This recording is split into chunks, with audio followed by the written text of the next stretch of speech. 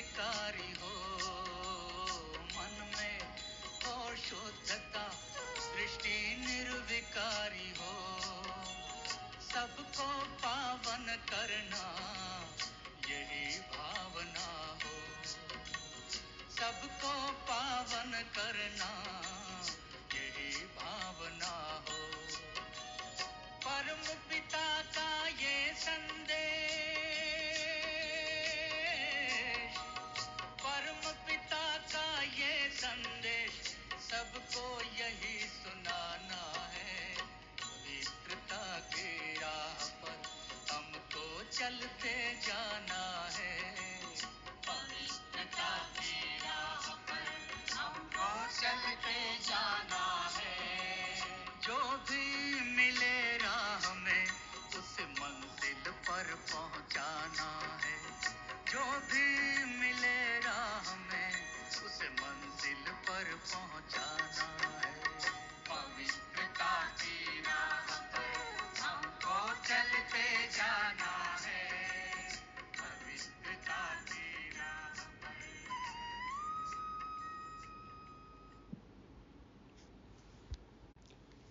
ओम शांति। रूहानी रॉयल्टी की झलक का अनुभव करने वाली, अतीन्द्रिय सुख का अनुभव करने वाली निस्वार्थ आत्माओं को गॉडली मॉर्निंग। भोलेनाथ बाबा किनकी मदद करते हैं? सुना ना, God helps those who help themselves.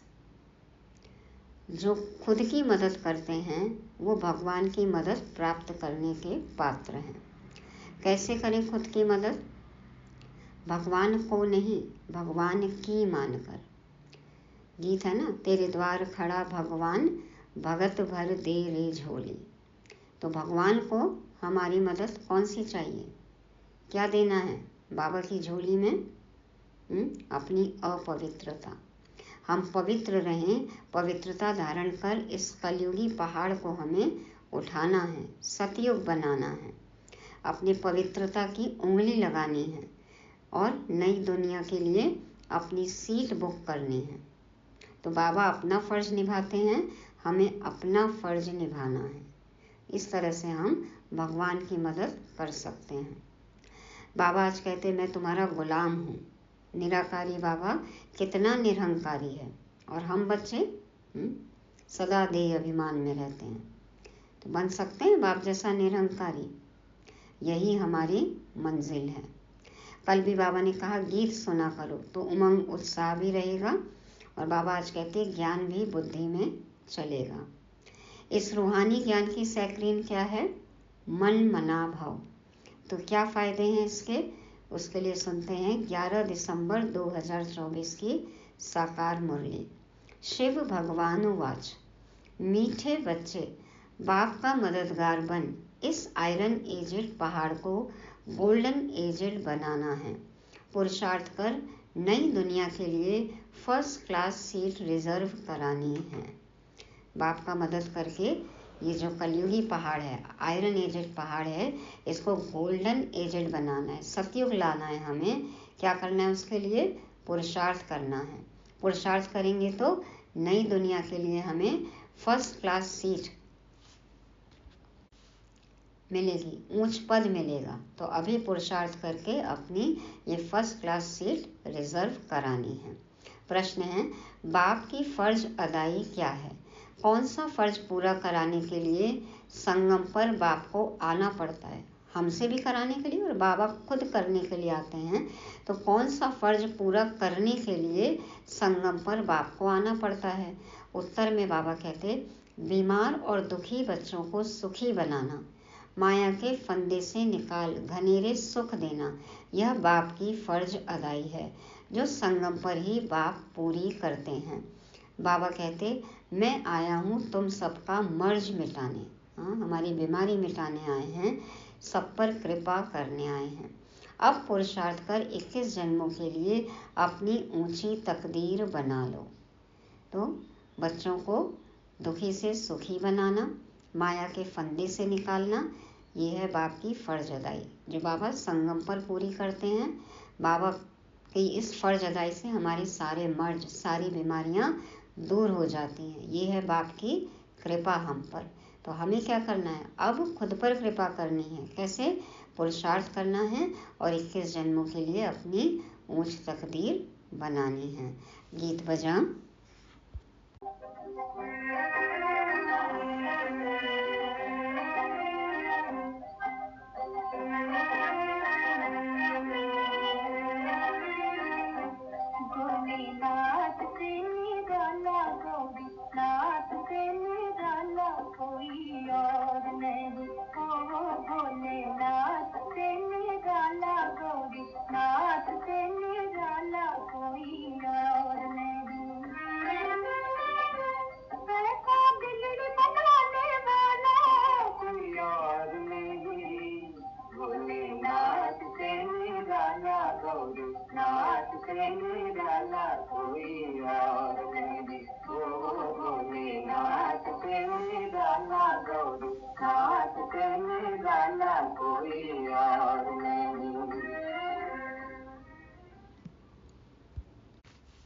Om Shanti.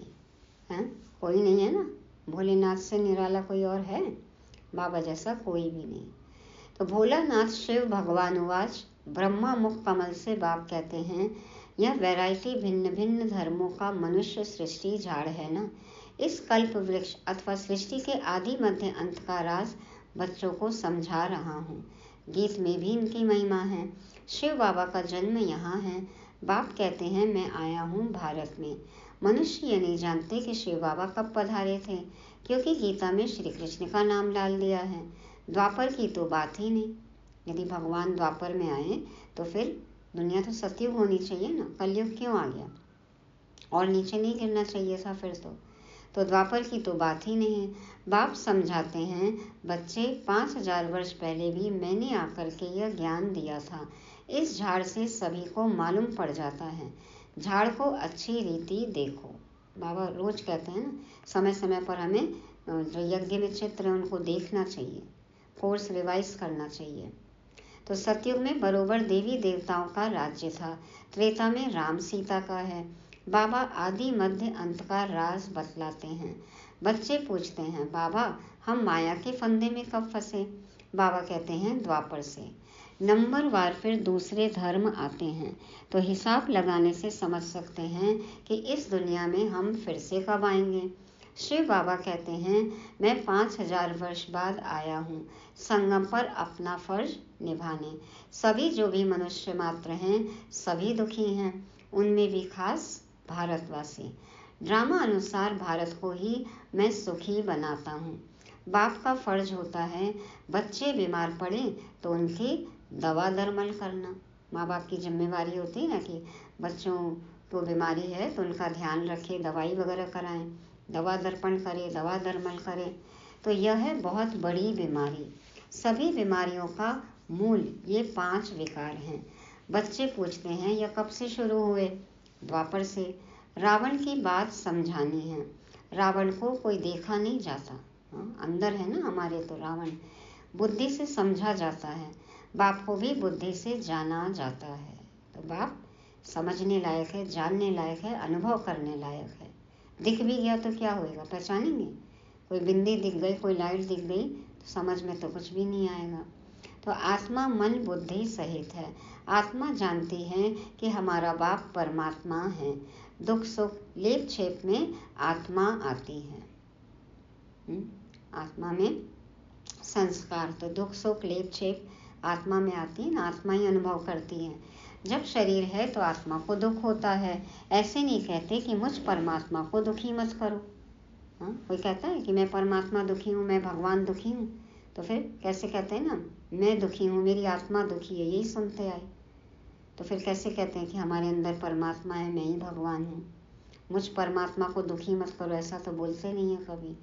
बाप भी समझाते हैं कि मेरा भी पार्ट है। कल्प कल्प संगम पर आकर मैं पार्ट बजाता हूँ।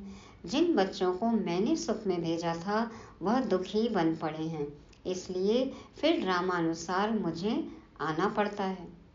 बाकी कच्छ मच्छ अवतार यह बातें हैं नहीं, कछुए मछली ये सब में नहीं आते हैं।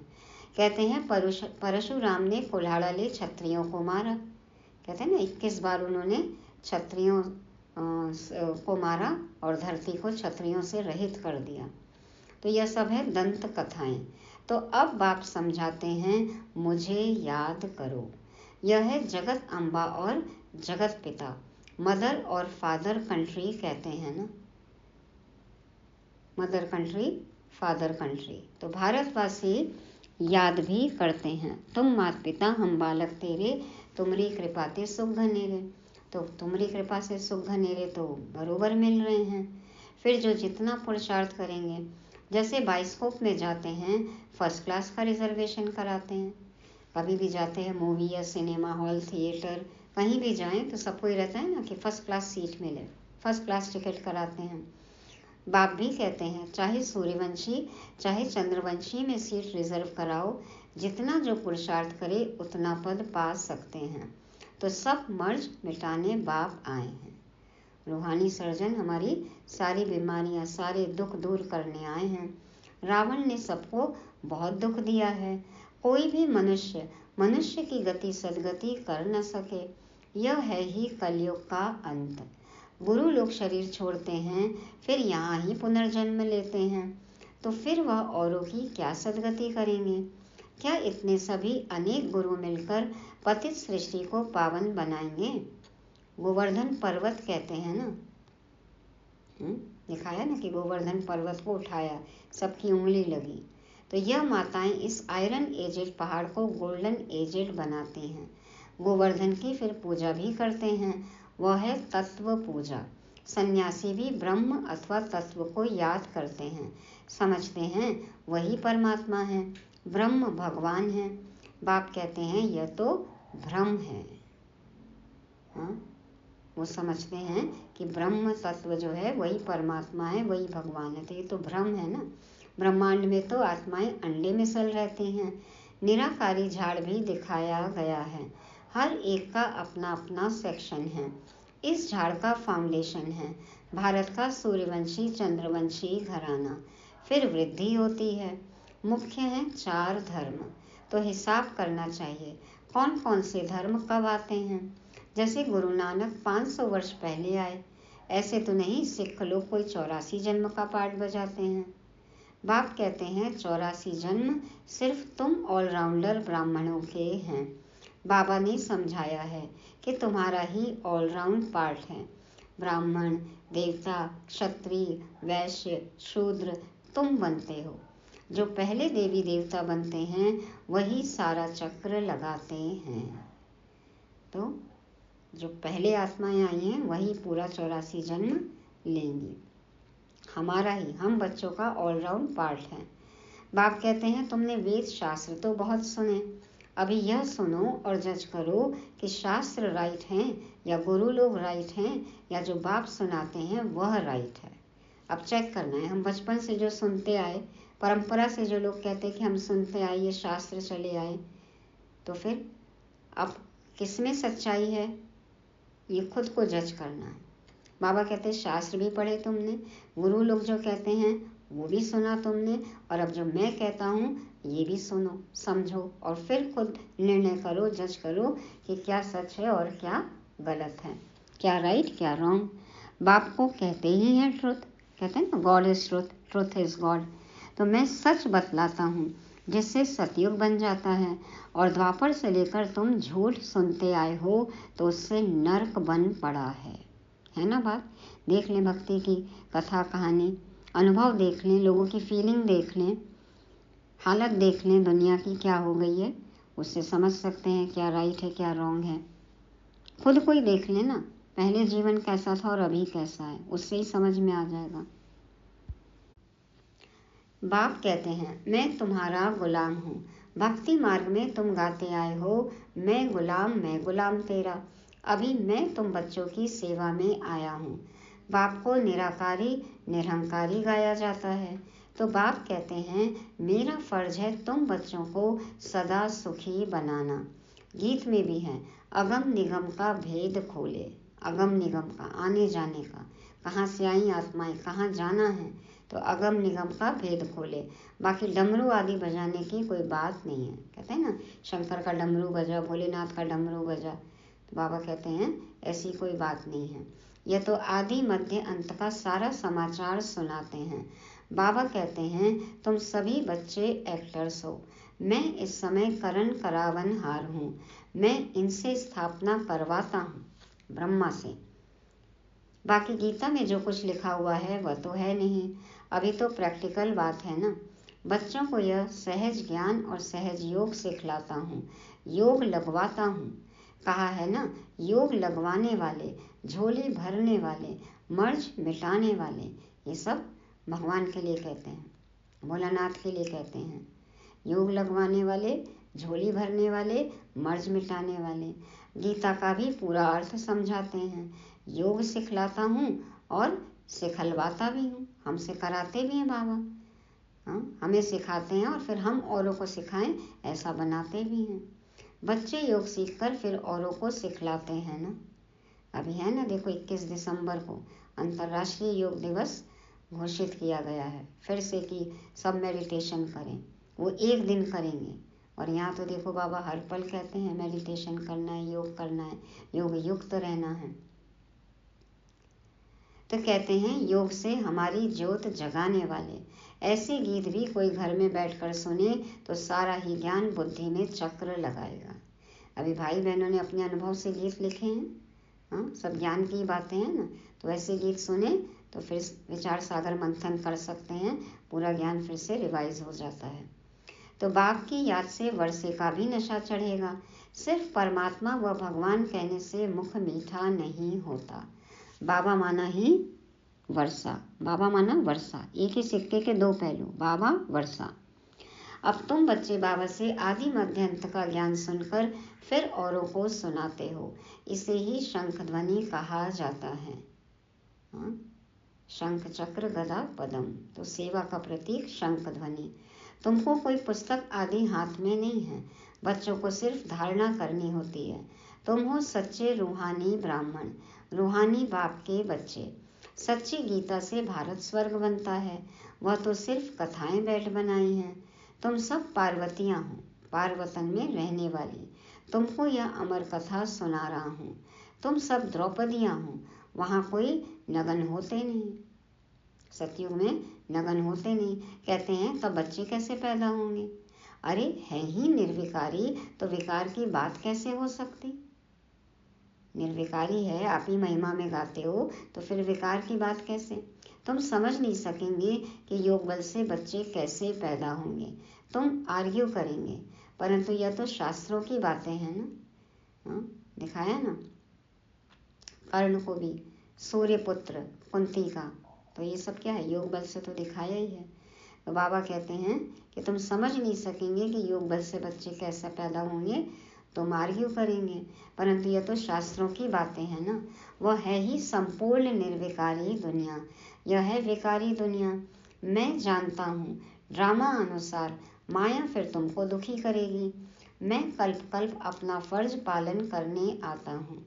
जानते हैं कल्प पहले वाले सिकीलदेही आकर अपना वर्षा लेंगे, आसार भी दिखाते हैं। यह वही महाभारत लड़ाई है। तुम्हें फिर से देवी देवता अथवा स्वर्ग का मालिक बनने का पुरुषार्थ करना है। इसमें स्थूल लड़ाई की कोई बात नहीं है, न असुरों व देवताओं की लड़ाई ही हुई है। असुर और देवताओं की लड़ाई नहीं है, हम ब्राह्मणों की अपने विकारों से लड़ाई है। गुप्त युद्ध है। बाबा कहते हैं ना तुम गुप्त योद्धा हो, अननोन वॉरियर्स हो। तो बाबा कहते हैं वहां तो माया ही नहीं जो लड़ाई। सतयुग में देवता जब हैं तो वहां माया थोड़ी है जो लड़ाई होगी। आधा कल्प न कोई लड़ाई, न कोई भी बीमारी, न दुख अशांति, बस प्यार ही प्यार है। आज चल के तुझे मैं लेके चलूं एक ऐसे गगन के तले, जहां गम भी न हो, आंसू भी न हो, बस प्यार ही प्यार पले।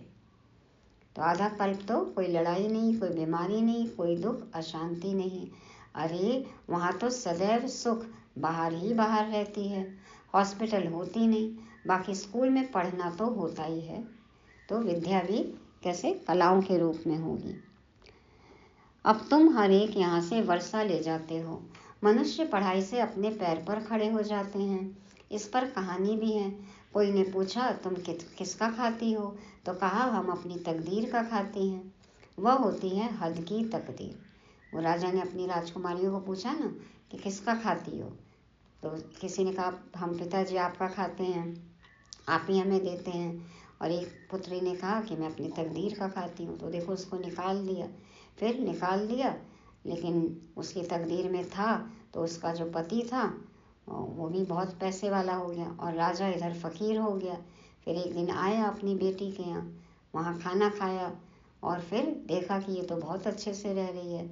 तब उसने माना कि हाँ, सबकी अपनी अपनी तकदीर है। तो बाबा कहते हैं कि वह होती है हद की तकदीर। अभी तुम अपनी बेहद की तकदीर बनाते हो। तुम ऐसी तकदीर बनाते हो जो 21 जन्म फिर अपना ही राज्य भाग्य भोगते हो। यह है बेहद के सुख का वर्षा। अब तुम बच्चे कॉन्ट्रास्ट को अच्छी रीति जानते हो। भारत कितना सुखी था, अब क्या हाल है। जिन्होंने कल्प पहले राज्य भाग्य लिया होगा वही अब लेंगे। ऐसे भी नहीं कि जो ड्रामा में होगा वो मिलेगा, फिर तो भूख मर जाएंगे।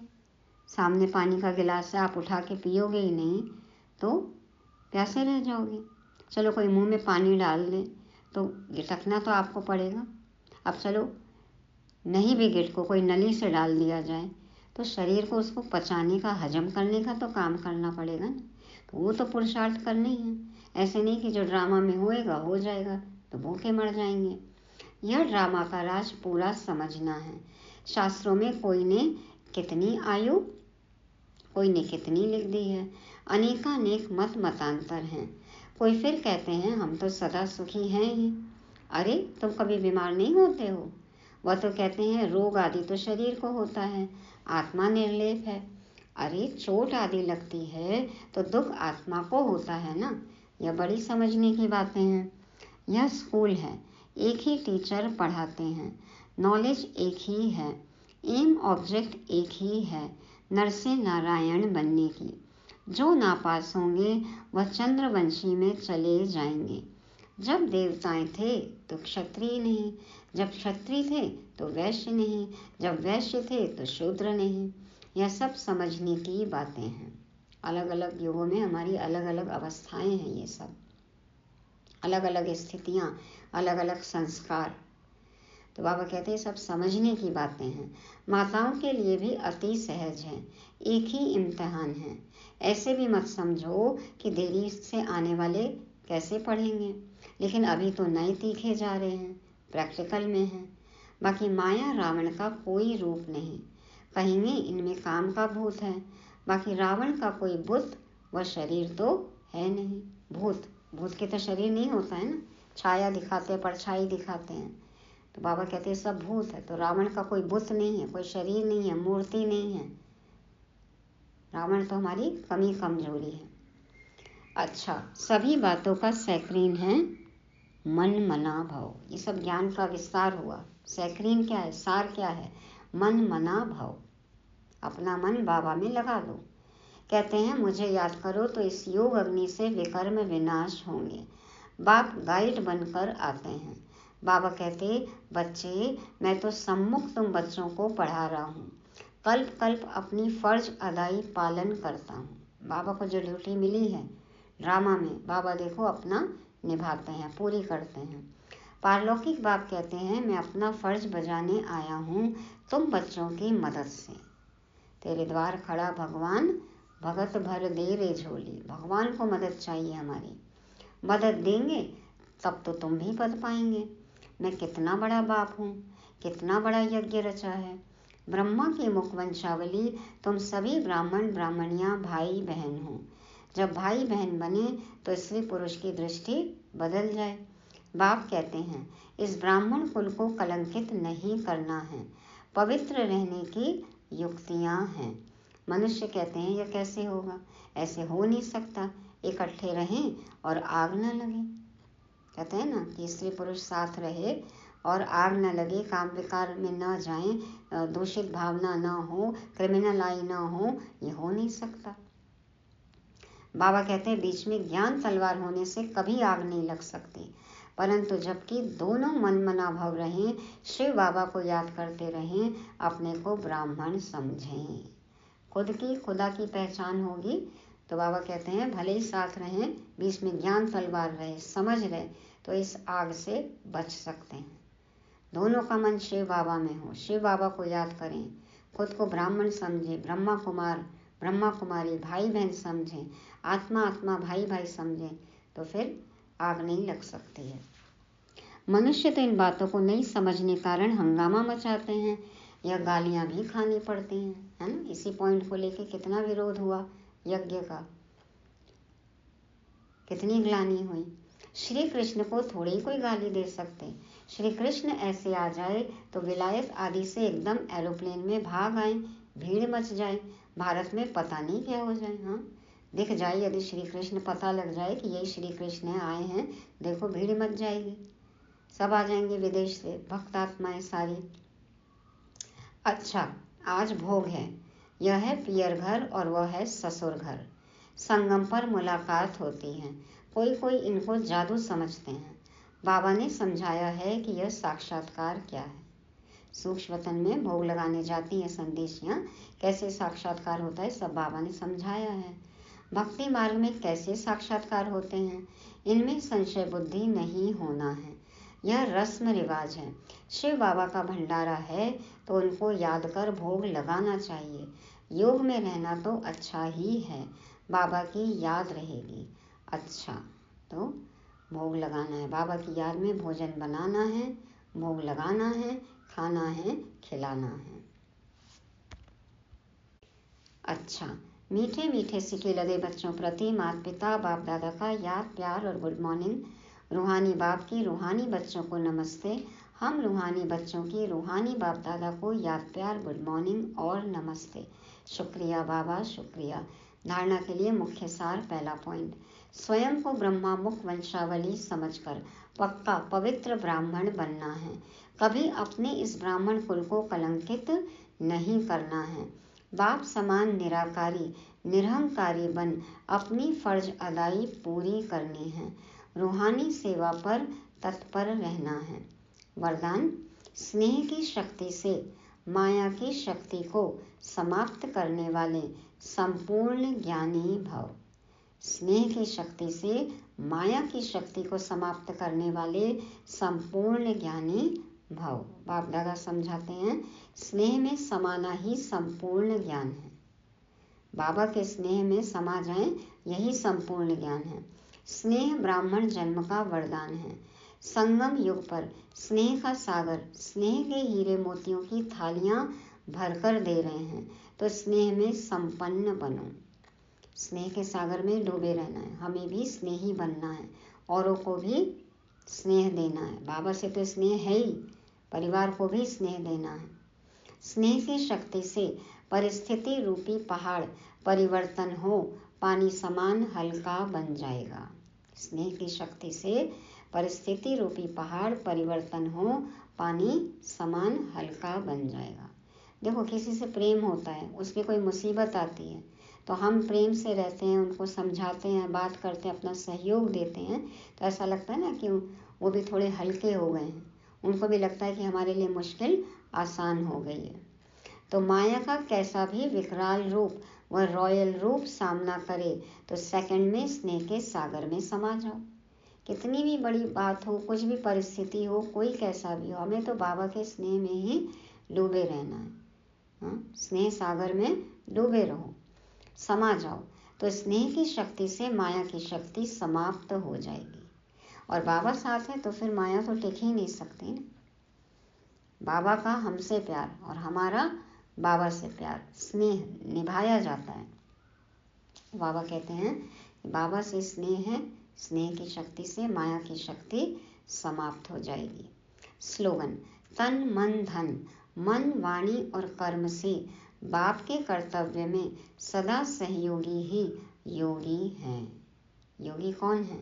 जो तन मन धन से सहयोग दे, मन वाणी और कर्म से बाप के कर्तव्य में सदा सहयोगी ही योगी हैं। बाप का कर्तव्य क्या बताया आज बाबा ने? कौन सी फर्ज अदाई करते हैं बाबा? पतित दुनिया को पावन बनाते हैं, पुरानी दुनिया को नई बनाते हैं, हमें कांटे से फूल बनाते हैं, हमें दुखी से सुखी बनाते हैं, हमारा इलाज करते हैं, है ना, हमारी तकदीर बनाते हैं।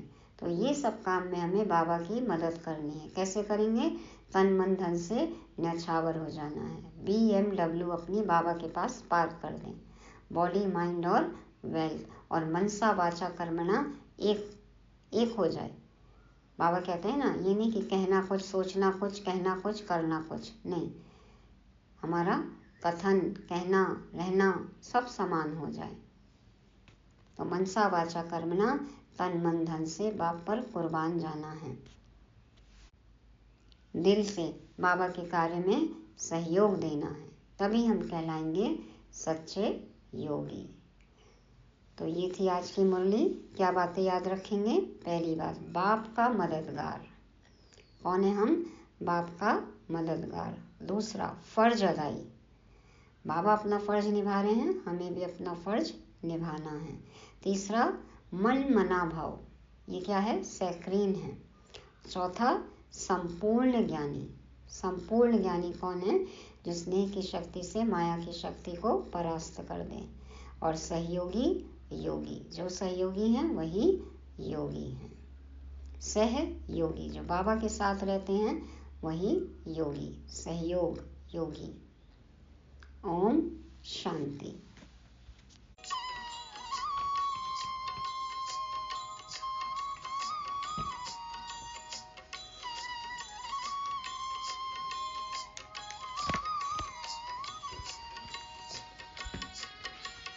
पवित्रता ही सर्व गुणों की एक अनोखी खान है।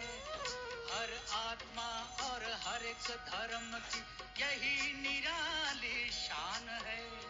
पवित्रता ही सर्व गुणों की एक अनोखी खान है। हर आत्मा और हर एक धर्म की यही निराली शान है। पवित्रता का झंडा, पवित्रता का झंडा हर दिल पे लहराना है। पवित्रता की राह पर हमको चलते जाना है।